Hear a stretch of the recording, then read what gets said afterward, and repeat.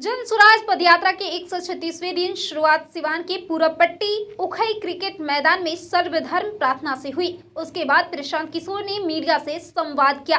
Media से संवाद के बाद प्रशांत किशोर सैकड़ों पदयात्रियों के साथ पूरबपट्टी से पदयात्रा के लिए निकले।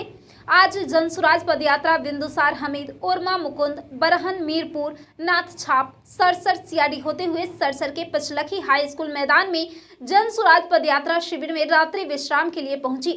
प्रशांत किशोर की पदयात्रा का सिवान में आज 9वां दिन है। वे जिले में 12 से 15 दिन और रुकेंगे और इस दौरान वे अलग अलग गांव और प्रखंडों में पदयात्रा के माध्यम से जनता के बीच जाएंगे। उनकी समस्याओं को समझकर उनका संकलन कर उसके समाधान के लिए ब्लूप्रिंट तैयार करेंगे।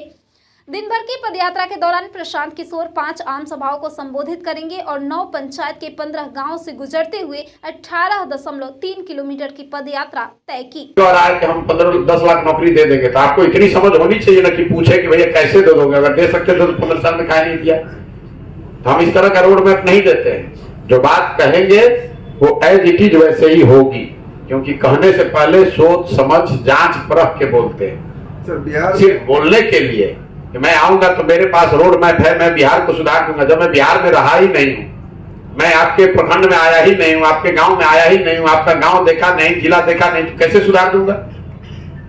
जिन नेताओं का रोड मैप लेकर आप हवा में घूम रहे हैं, वो नेताजी तो जानते नहीं है कि सीमांत के दक्षिण में क्या है, इसके उत्तर में क्या है, और उसके रोड मैप को आप विश्वसनीय मानकर उसको लेकर घूमिएगा तो आपको भुगतना पड़ेगा।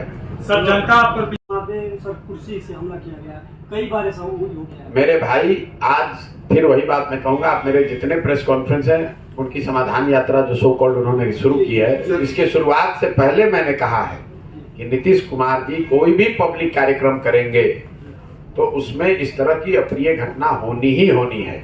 मैंने ये चुनौती भी दी है कि नीतीश कुमार को अगर लगता है कि उन्होंने काम किया है या इस सरकार के लोगों को, तो बिना सुरक्षा के किसी एक गांव में, किसी एक पंचायत में वो घूम कर दिखा दे। इतनी सुरक्षा के बाद जब लोगों में इतनी उदासीनता है, जो मैंने आपको कहा अपने ओपनिंग रिमार्क्स में, जब लोगों के मन में इतना गुस्सा है सरकार के प्रति, लोग इतना परेशान हैं, तो स्वाभाविक तौर पर आप आइएगा तो लोग हल्ला मचाएंगे ही। और सुरक्षा के बल पर अगर आप उनको दबाइएगा तो कोई कुर्सी चलाएगा, कोई झंडा फाड़ेगा, कोई रोड पर लेटेगा।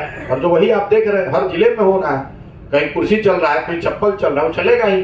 जब लोगों में इतना गुस्सा है, मैं पैदल चल रहा हूँ, मैं सुबह शाम तक रोज चलता हूँ, आप देखिए मैंने कोई एक सिपाही भी नहीं रखा, हमको कहाँ पे मार रहा है, एक ढेला भी नहीं मार रहा है।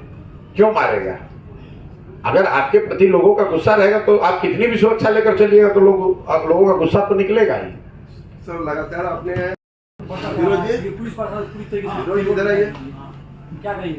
भैया अपराध का जहाँ तक मामला है तो वो बिहार में कमोवेश हर जिले में यही स्थिति है। सीमान में काफी ज्यादा है। बिहार ने एक सप्ताह का ग्राफ उठा के देख लीजिए। मैं आपको बता रहा हूँ, देखिए किसी भी आंकड़े को एक जिले के नजरिए से, एक हफ्ते के नजरिए को देखकर कोई कंक्लूसिव बात नहीं कही जा सकती है।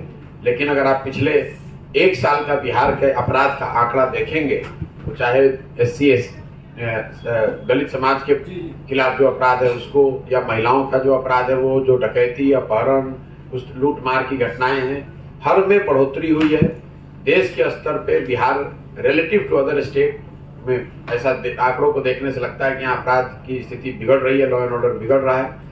लेकिन उसकी मूल वजह यह है कि ये जो शराबबंदी का कानून लगाया गया है, जिसकी वजह से प्रशासन का एक बड़ा हिस्सा वो तो शराबबंदी को लागू करने, उससे पैसा कमाने, उसको लगाने छिपाने में लगा हुआ है, और जो लॉ एंड ऑर्डर की जो उनकी प्राइमरी जिम्मेवारी थी उसको छोड़कर और आप दूसरे काम में लगे रहेंगे तो लॉ एंड ऑर्डर खराब होगा ही। प्लस जो महागठबंधन बनने के बाद से लोगों के मन में एक डर था, वो भी ये जो आंकड़े आप बता रहे हैं पिछले हफ्ते के या पिछले महीनों के, वो कहीं ना कहीं वो चरितार्थ हो तो वो दिख रहा है कि इस सरकार के आने के बाद, खास कर ये जब महागठबंधन की सरकार बनी है, तो लोगों का एक यादाश्त भी है कि पीछे काफी अपराध रहा है जब RJD की सरकार थी। तो कुछ उस एलिमेंट का फिर एम्बोल्डेंड होना, उनको साहस होना, और उस तरह के जंगल राज के बारे में ये कहेंगे कि बिहार में अपराधियों का जंगल राज यहाँ रहा है, वो तो सर्वविदित है। जनता ने पीड़ित होकर उस सरकार को उखाड़ कर फेंका था। आज जो सरकार चल रही है इसमें अपराधियों का जंगल राज नहीं है, मैं ऐसा नहीं कह सकता हूं। लेकिन आज की जो सरकार है ये अधिकारियों का जंगल राज है जी। या आज जनता अपराधियों से ज्यादा अधिकारियों से परेशान है, ऐसा मुझे देखने से लग रहा है। आपने